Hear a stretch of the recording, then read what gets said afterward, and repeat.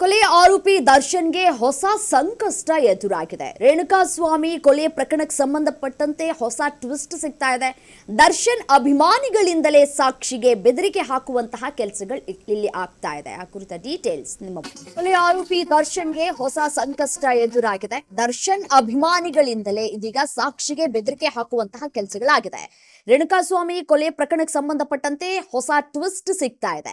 D company ಬಂಡವಾಳ ಇದೀಗ ಬಯಲಾಗ್ತಾ ಇದೆ. ನೋಡಿ, ಸಾಕ್ಷಿದಾರ ಸಂದೀಪ್ ಆಘಾತಕಾರಿ ಮಾಹಿತಿಯನ್ನ ಹಂಚಿಕೊಂಡಿದ್ರು. ಕೋರ್ಟ್ ಮುಂದೆಯೇ ಕೂಡ ಅವರು ನನಗೆ ಜೀವ ಬೆದರಿಕೆಗಳು ಬರ್ತಾ ಇದೆ, ಮತ್ತೆ ಸಾಕ್ಷಿಯನ್ನ ಹೇಳುವಂತಹ ಸಂದರ್ಭದಲ್ಲಿ ತಿರುಚಿ ಸಾಕ್ಷಿಯನ್ನ ಹೇಳಬೇಕು ಅಂತ ಹೇಳಿ ನನ್ನ ಫ್ರೆಂಡ್ಸ್ನ ಮುಖಾಂತರ ಈ ರೀತಿಯಾಗಿ ಟಾರ್ಚರ್ ಅನ್ನ ಕೊಡ್ಲಾಗ್ತಾ ಇದೆ ಅಂತ ಹೇಳಿ ಕೋರ್ಟ್ ಮುಂದೆ ಹಾಜರಾಗಿ ಸಂದೀಪ್ ಮಾಹಿತಿಯನ್ನ ಹಂಚಿಕೊಂಡಿದ್ರು. 49ನೇ ಸಾಕ್ಷಿದಾರರಾಗಿರುವಂತಹ ಸಂದೀಪ್ ಆಘಾತಕಾರಿ ವಿಚಾರವನ್ನ ಹಂಚಿಕೊಳ್ಳೋದ್ರ ಮುಖಾಂತರ ಈ ಒಂದು ರೇಣುಕಾಸ್ವಾಮಿ ಕೊಲೆ ಪ್ರಕರಣಕ್ಕೆ ಸಂಬಂಧಪಟ್ಟಂತೆ ಟ್ವಿಸ್ಟ್ ಸಿಗುವಂತಹ ಕೆಲಸಗಳು ಕೂಡ ಆಗಿತ್ತು. ಇದೀಗ 3 ಬಂಧನ ಆಗಿದೆ ಅನ್ನುವಂತಹ ಮಾಹಿತಿಗಳು ಲಭ್ಯವಾಗ್ತಾ ಇದೆ. ಇವರ 3 ಹಿನ್ನೆಲೆ ಏನು? ಈ ಎಲ್ಲರೂ ಕೂಡ ದರ್ಶನ್ ರವರ ಅಭಿಮಾನಿಗಳು ಅಂತ ಕೂಡ ಹೇಳಲಾಗ್ತಾ ಇದೆ.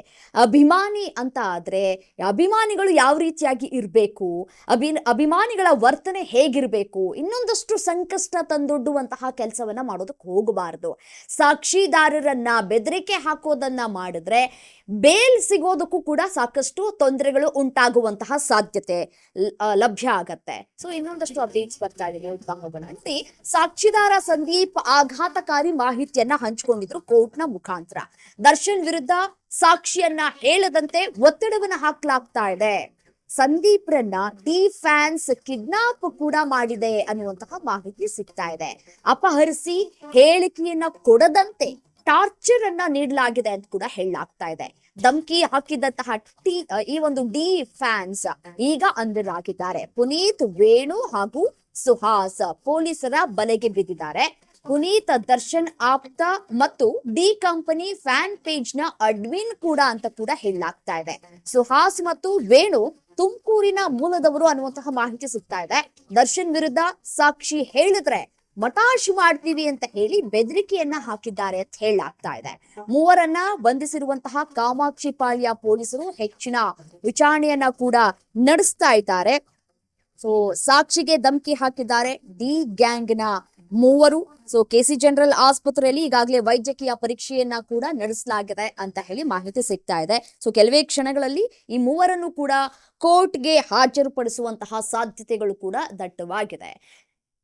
ನೋಡಿ, ಪುನೀತ್ ಅನ್ನುವಂತಹ ವ್ಯಕ್ತಿಯ ಬಗ್ಗೆ ನಾವು ಮಾತನಾಡ್ತಾ ಹೋಗೋದಾದ್ರೆ ಈ ಡಿ ಕಂಪನಿ ಅಫಿಷಿಯಲ್ ಪೇಜ್ ಅಂತ ಏನ್ ಇದೆ, ನೀವೇನ್ ದೃಶ್ಯಾವಳಿಗಳಲ್ಲಿ ಗಮನಿಸ್ತಾ ಇದ್ದೀರಾ, ಆ ಪೇಜ್ ನ ಅಡ್ಮಿನ್ ಕೂಡ ಹೌದು ಅಂತ ಹೇಳಿ ಮಾಹಿತಿ ಸಿಗ್ತಾ ಇದೆ. ಮತ್ತೊಂದು ವಿಚಾರ ಏನಪ್ಪಾ ಅಂತಂದ್ರೆ, ರೇಣುಕಾಸ್ವಾಮಿ ಕೊಲೆ ಆದಂತಹ ಸಂದರ್ಭದಲ್ಲಿ ಈ ವೈಟ್ ಸ್ಕಾರ್ಪಿಯೋ ಕಾರು ಓಡಾಟವನ್ನ ಕೂಡ ಮಾಡಿತ್ತು. ಆ ಓಡಾಟ ಮಾಡಿದ್ದರ ಕಾರ್ ಓನರ್ ಕೂಡ ಪುನೀತ್ ಅಂತ ಹೇಳಿ ಮಾಹಿತಿ ಸಿಗ್ತಾ ಇದೆ. ಪುನೀತ್ ಕೂಡ ಸಾಕ್ಷಿದಾರ ಅಂತ ಕೂಡ ಹೇಳಲಾಗ್ತಾ ಇದೆ. ಸಾಕ್ಷಿದಾರನೇ ಈಗ ಬೇರೆ ಸಾಕ್ಷಿದಾರನ ಮೇಲೆ ಒತ್ತಡ ಹಾಕುವಂತಹ ಕೆಲಸವನ್ನ ಕೂಡ ಮಾಡಿದ್ರು. ಹೇಗೆ ರೇಣುಕಾಸ್ವಾಮಿಯನ್ನ ಅಪಹರಣ ಮಾಡಿ ಕೊಲೆ ಮಾಡಿದ್ರು, ಅದೇ ರೀತಿಯಾಗಿ ಸಂದೀಪ್ನನ್ನು ಕೂಡ ಕಿಡ್ನಾಪ್ ಮಾಡಿ ಅಪಹರಿಸಿ ಆತನ ಬಳಿ ಯಾರೂ ಕೂಡ ಸಾಕ್ಷಿ ಹೇಳಬಾರ್ದು ಅನ್ನುವಂತಹ ವಿಚಾರವನ್ನ ಮತ್ತೆ ಸಾಕ್ಷಿ ಹೇಳಬಾರ್ದು ಅಂತ ಹೇಳಿ ತಾಕೀತನ್ನ ಮಾಡಿದ್ದಾರೆ ಪುನೀತ್ ಅನ್ನೋದು ಗೊತ್ತಾಗ್ತಾ ಇದೆ. ಇನ್ನು ಇಬ್ಬರು ತುಮಕೂರು ಮೂಲದವರು ಅನ್ನುವಂತಹ ಮಾಹಿತಿಗಳು ಕೂಡ ಲಭ್ಯವಾಗ್ತಾ ಇದೆ. ಈ ರೀತಿಯಾಗಿ ಎಲ್ಲ ಮಾಡಿಬಿಟ್ರೆ ದರ್ಶನ್ರನ್ನ ಹೊರಗಡೆ ತೆಗೆದುಕೊಂಡು ಬಂದ್ಬಿಡ್ತೀವಿ ಅಥವಾ ಕರ್ಕೊಂಡು ಬಂದ್ಬಿಡ್ತೀವಿ ಅನ್ನುವಂತಹ ನಿಮ್ಮ ಮನಸ್ಥಿತಿ ಇದೆಯಲ್ಲ, ಆ ಮನಸ್ಥಿತಿಯನ್ನ ದಯವಿಟ್ಟು ದರ್ಶನ್ರ ಅಭಿಮಾನಿಗಳು ಬದಲಾವಣೆ ಮಾಡ್ಕೊಳ್ಬೇಕು. ಯಾಕೆಂತಂದ್ರೆ ನೀವು ಎಷ್ಟು ಇಲ್ಲಿ ಎಡವುತ್ತೀರೋ ಅಷ್ಟೇ ಬಹಳಷ್ಟು ತೊಂದರೆ ಆಗುತ್ತೆ ದರ್ಶನ್ ಅವರಿಗೆ.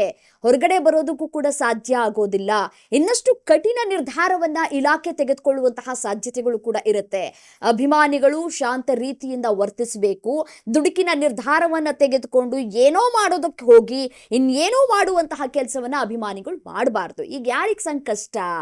ದರ್ಶನ್ ರವರಿಗೆ ಸಂಕಷ್ಟ ಅಲ್ವಾ?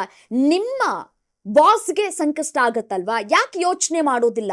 ಇನ್ನೇನೋ ಮಾಡೋದಕ್ಕೆ ಹೋಗಿ ಇನ್ನೇನೋ ಮಾಡ್ತಿರಲ್ಲ ನೀವುಗಳು ಅಂತ ಹೇಳಿ ಅವಿವೇಕಿಗಳ ತರ ವರ್ತನೆ ಮಾಡಬೇಡಿ.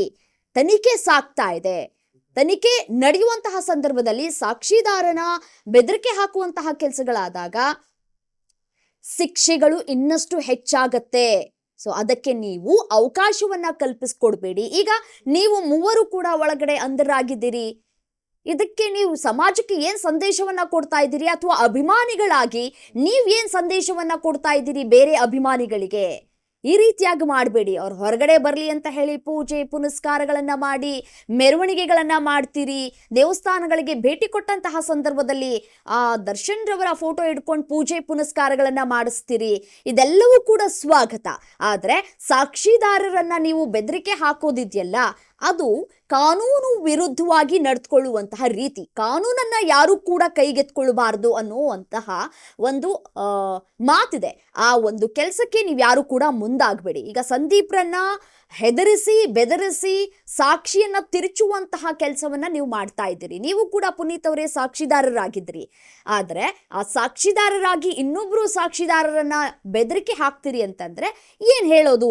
ಇದು ಅಭಿಮಾನದ ಅತಿರೇಕ ಅಂತ ಹೇಳಿದ್ರು ಕೂಡ ತಪ್ಪಾಗ್ಲಿಕ್ಕಿಲ್ಲ. ಅಭಿಮಾನ ಇರಬೇಕು, ಬಟ್ ಆದ್ರೆ ಈ ರೀತಿಯಾದಂತಹ ದುರ್ವರ್ತನೆಯನ್ನ ತೋರೋದಕ್ಕೆ ಹೋಗಬಾರ್ದು. ಮತ್ತೆ ನೋಡಿ, ಅವರ ಕುಟುಂಬಸ್ಥರಿಗೂ ಕೂಡ ಇನ್ನಷ್ಟು ನೋವಾಗತ್ತೆ. ನೋವು ಮಾಡುವಂತಹ ಕೆಲಸವನ್ನ ಮಾಡಬೇಡಿ. ವಿಜಯಲಕ್ಷ್ಮಿ ಅವರು ಕೂಡ ಬಹಳಷ್ಟು ಪ್ರಯತ್ನಗಳನ್ನು ಮಾಡ್ತಾ ಇದ್ದಾರೆ ಅವರನ್ನ ಹೊರಗಡೆ ಕರ್ಸ್ಕೊಂಡು ಬರಬೇಕು ಅಂತ ಹೇಳಿ. ಒಂದ್ ಕಡೆ ಸುಪ್ರೀಂ ಕೋರ್ಟ್ನಲ್ಲೂ ಕೂಡ ತೀರಾ ಅವರಿಗೆ ಯಾವ ರೀತಿಯಾಗಿ ಹಿನ್ನಡೆ ಆಯ್ತು ಅನ್ನೋದನ್ನ ಗಮನಿಸಿದ್ದೀರಿ. 1 ವರ್ಷಗಳ ಕಾಲ ಜೈಲಿನಲ್ಲೇ ಇರಬೇಕಾದಂತಹ ಅನಿವಾರ್ಯತೆ ಸೃಷ್ಟಿಯಾಯಿತು ಸುಪ್ರೀಂ ಕೋರ್ಟ್ ಮೆಟ್ಟಿಲೇರಿದ ನಂತರ. ಈಗ ಸದ್ಯಕ್ಕೆ ನೀವು ಕೂಡ ಗಮನಿಸ್ತಾ ಇದ್ದೀರಿ, ಸಾಕ್ಷಿ ವಿಚಾರಣೆ ಆಗ್ತಾ ಇದೆ. ಈ ರೀತಿಯಾಗಿ ನೀವು ಏನಾದ್ರೂ ಅಧಿಕ ಪ್ರಸಂಗತನವನ್ನ ಮಾಡ್ತಾ ಹೋದ್ರೆ ಮುಂದಿನ ದಿನಗಳಲ್ಲಿ ಅವರನ್ನ ಹೊರಗಡೆ ತೆಗೆದುಕೊಂಡು ಬರೋದಿದೆಯಲ್ಲ, ಅದು ಸಾಕಷ್ಟು ತೊಂದರೆಯನ್ನ ಉಂಟು ಮಾಡುತ್ತೆ. ಏನೋ ಇದೇ ವಿಚಾರಕ್ಕೆ ಸಂಬಂಧಪಟ್ಟಂತೆ ಮತ್ತಷ್ಟು ಡೀಟೇಲ್ಸ್ ಕೊಡ್ತಾ ಹೋಗ್ತಾರೆ ನಮ್ಮ ಪ್ರತಿನಿಧಿ ಪೂಜಾ ದೂರವಾಣಿ ಸಂಪರ್ಕದಲ್ಲಿದ್ದಾರೆ. ಪೂಜಾ, ರೇಣುಕಾಸ್ವಾಮಿ ಕೊಲೆ ಪ್ರಕರಣಕ್ಕೆ ಸಂಬಂಧಪಟ್ಟಂತೆ ಸಂದೀಪ್ 49ನೇ ಸಾಕ್ಷಿದಾರ ಸಂದೀಪ್ನನ್ನ ಹೆದರಿಸುವಂತಹ ಕಿಡ್ನಾಪ್ ಮಾಡುವಂತಹ ಕೆಲಸಕ್ಕೆ ಕೈ ಹಾಕಿ ಮೂವರು ಅಂಧರಾಗಿದ್ದಾರೆ. ಸಂದೀಪ್ರನ್ನ ಮಾತ್ರ ಇಲ್ಲಿ ಕಾಂಟ್ಯಾಕ್ಟ್ ಮಾಡಿದ್ರ ಅಥವಾ ಬೇರೆ ಯಾರನ್ನಾದ್ರೂ ಕಾಂಟ್ಯಾಕ್ಟ್ ಮಾಡುವಂತಹ ಕೆಲಸಗಳಾಗಿದ್ಯಾ? ಏನ್ ಸಿಗ್ತಾ ಇದೆ ಮಾಹಿತಿ ಅಂತ? ಎಸ್ ರಮ್ಯಾ, ನಟ ದರ್ಶನ್ ಆರೋಪಿಯಾಗಿರುವಂತಹ ಚಿತ್ರದುರ್ಗ ರೇಣುಕಾಸ್ವಾಮಿ ಹತ್ಯೆಗೆ ಪ್ರಕರಣಕ್ಕೆ ಸಾಕಷ್ಟು 3 ಜನ ಸರೆಂಡರ್ ಆಗಿರುವಂತದ್ದು. 3 ಜನ ಬಂದು ಪುನೀತ್ ಮತ್ತೆ ಪ್ರವೀಣ್ ಮತ್ತೆ ಪುನೀತ್ ದರ್ಶನ್ ಆಪ್ತರಾಗಿರುವಂತಹ ಡಿ ಕಂಪ್ನಿ ಫ್ಯಾನ್ ಪೇಜ್ ಅಡಿ ಬಂದಂತವ್ರು. ದರ್ಶನ್ ಅವರ ಅಭಿಮಾನಿಗಳಿಗೆ ಸಾಕ್ಷಿ ಬೆದರಿಕೆ ಹಾಕಿದ್ರಂತೆ. ಏನಂತ ಹೇಳಿದ್ರೆ, ನೀವು ಅವ್ರ ದರ್ಶನ್ ಪರ ಹೇಳಿದ್ರೆ ಮಾತ್ರ ನಿಮ್ಮನ್ನ ಸುಮ್ನೆ ಬಿಡ್ತೀನಿ, ಇಲ್ಲ ಅಂದ್ರೆ ನಿಮ್ಮನ್ನ ಮರ್ಡರ್ ಮಾಡ್ತೀನಿ, ಈ ತರ ಮಾತುಗಳನ್ನೆಲ್ಲ ಕೇಳ್ಪಟ್ಟಿದ್ದಾರೆ. ಡಿ ಕಂಪನಿನ ಬಂಡವಾಳ ಬಯಲ್ ಮಾಡ್ತಾ ಇದ್ದಾರೆ ಅಂತಾನೆ ಹೇಳ್ಬೋದು. ಸಾಕ್ಷಿದಾರ ಈಗ ಸಂದೀಪ್ ಅವರು ಅಪಘಾತಕಾರಿ ಮಾಹಿತಿ ಕೂಡ ಹೇಳಿರುವಂತದ್ದು, ಅದು ನ್ಯಾಯಾಧೀಶರ ಮುಂದೆ ಅಂತ ಆಪ್ತಪಡಿಸಿರುವಂತದ್ದು. ದರ್ಶನ್ ವಿರುದ್ಧ ಸಾಕಷ್ಟು ಸಾಕ್ಷಿ ಹೇಳುವಂತೆ ಒತ್ತಾಯ ಕೂಡ ಹಾಕಿದ್ರಂತೆ. ಇದು ಧಮ್ಕಿ ಹಾಕಿದ್ದಾರೆ, ಫ್ಯಾನ್ಸ್ ಪೇಜ್ ಕಡೆಯಿಂದ ಬಂದಿದೆ ಅಂತ. ಈಗ ಡಿ ಪೇಜ್ ಕಡೆಯಿಂದ ಬಂದಿದೆ ಅಂತ, ಡಿ ಫ್ಯಾನ್ ಪೇಜ್ ಅಂತ ಒಂದ್ ಪೇಜ್ ಇತ್ತು, ಅದ್ರ ಕಡೆಯಿಂದ ಬಂದಿದೆ ಅಂತ ಸಾಕಷ್ಟು ಮಾಹಿತಿಗಳು ಬರ್ತಾ ಇದೆ. ದರ್ಶನ್ಗೆ ಫ್ಯಾನ್ಸ್ ಗಳಿಂದಾನೇ ಸಂಕಷ್ಟ ಹೆಚ್ಚಾಗ್ತಾ ಇರುವಂತದ್ದು. ರೈಟ್ ಪೂಜಾ, ಕೆಸಿ ಜನರಲ್ ಆಸ್ಪತ್ರೆಯಲ್ಲಿ ವೈದ್ಯಕೀಯ ಪರೀಕ್ಷೆ ಅಂತ್ಯವಾಯ್ತಾ? ಇನ್ನೇನು ಕೆಲವೇ ಕ್ಷಣಗಳಲ್ಲಿ ಕೋರ್ಟ್ಗೆ ಹಾಜರುಪಡಿಸಲಾಗತ್ತಾ? ಎಷ್ಟು ಸಮಯಾವಕಾಶ ಬೇಕಾಗಬಹುದು? ಈಗಾಗ್ಲೇ 3 ಜನನ ಆಲ್ರೆಡಿ ಪೊಲೀಸರು ಅವರ ಕಸ್ಟಡಿಗೆ ತಗೊಂಡಿದ್ದಾರೆ. ಆಲ್ರೆಡಿ ಕಸ್ಟಡಿಗೆ ತೆಗೆದುಕೊಂಡಾದ್ಮೇಲೆ ಸಾಕಷ್ಟುಗಳನ್ನ ಮಾಹಿತಿಗಳನ್ನ ಕಲೆ ಹಾಕಿರುವಂತದ್ದು. Thank you ಡೀಟೇಲ್ಸ್ಗೆ. ನೋಡಿ, ದರ್ಶನ್ ಅಭಿಮಾನಿಗಳಿಂದಲೇ ಇದೀಗ ಸಾಕ್ಷಿಗೆ ಬೆದರಿಕೆ ಹಾಕುವಂತಹ ಕೆಲಸಗಳು ಕೂಡ ಆಗಿದೆ. ಸೊ ಹಾಗಾಗಿ ಸದ್ಯಕ್ಕೆ ಮೂವರನ್ನ ಕೂಡ ವಶಕ್ಕೆ ಪಡೆದುಕೊಳ್ಳಲಾಗಿದೆ. ಆಸ್ಪತ್ರೆಯಲ್ಲಿ ಅವರಿಗೆ ಮೆಡಿಕಲ್ ಚೆಕಪ್ ಅನ್ನ ಕೂಡ ಮಾಡಲಾಗತ್ತೆ. ಅಂದ್ರೆ ಅವರ BP, ಶುಗರ್ ಎಲ್ಲವೂ ಕೂಡ ನಾರ್ಮಲ್ ಆಗಿದೆಯಾ ಅಂತ ಹೇಳಿ ಪರೀಕ್ಷೆ ಮಾಡಿದ ನಂತರ ಕೋರ್ಟ್ಗೆ ಹಾಜರುಪಡಿಸಲಾಗತ್ತೆ. ಕೋರ್ಟ್ನ ಮುಂದೆ ಯಾವ ರೀತಿಯಾದಂತಹ ಹೇಳಿಕೆಯನ್ನ ಕೊಡ್ತಾರೆ, ಜೀವ ಬೆದರಿಕೆ ಹಾಕಿದ್ದು ನಿಜಾನಾ ಇಲ್ವಾ, ಜೀವ ಬೆದರಿಕೆ ಹಾಕಿರೋದೇ ಆದ್ರೆ ಯಾವ ರೀತಿಯಾಗಿ ಜೀವ ಬೆದರಿಕೆಯನ್ನ ಹಾಕಿದ್ರು, ಎಲ್ಲಿ ಕರ್ಕೊಂಡು ಹೋಗಿದ್ರು ಸಂದೀಪ್ನನ್ನ, ಮತ್ತೆ ಯಾವ ರೀತಿಯಾಗಿ ಸಂದೀಪ್ನನ್ನ ಕಾಂಟ್ಯಾಕ್ಟ್ ಮಾಡಿದ್ರು, ಈ ಎಲ್ಲ ವಿಚಾರಕ್ಕೆ ಸಂಬಂಧಪಟ್ಟಂತೆ ಕೋರ್ಟ್ನ ಬಳಿ ಅಧಿಕಾರಿಗಳು ಪರ್ಮಿಷನ್ ಅನ್ನ ತೆಗೆದುಕೊಳ್ತಾರೆ. ಕೋರ್ಟ್ನ ಮುಂದೆ ಪರ್ಮಿಷನ್ ಅನ್ನ ತೆಗೆದುಕೊಂಡು ಆ ನಂತರ ವಿಚಾರಣೆಗೆ ಒಳಪಡಿಸಲಾಗತ್ತೆ. ವಿಚಾರಣೆಗೆ ಒಳಪಡಿಸಿದ ನಂತರ ಸಂದೀಪ್ನ ಮಾತ್ರ ಕಾಂಟ್ಯಾಕ್ಟ್ ಮಾಡಿದ್ರ ಅಥವಾ ಬೇರೆ ಬೇರೆ ಸಾಕ್ಷಿದಾರರನ್ನ ಕಾಂಟ್ಯಾಕ್ಟ್ ಮಾಡುವಂತಹ ಕೆಲಸಗಳು ಇಲ್ಲಿ ಆಗಿದ್ಯಾ ಅನ್ನೋದರ ಕುರಿತು ಸತ್ಯಾಸತ್ಯತೆ ಹೊರಬೀಳಲಿಕ್ಕಿದೆ.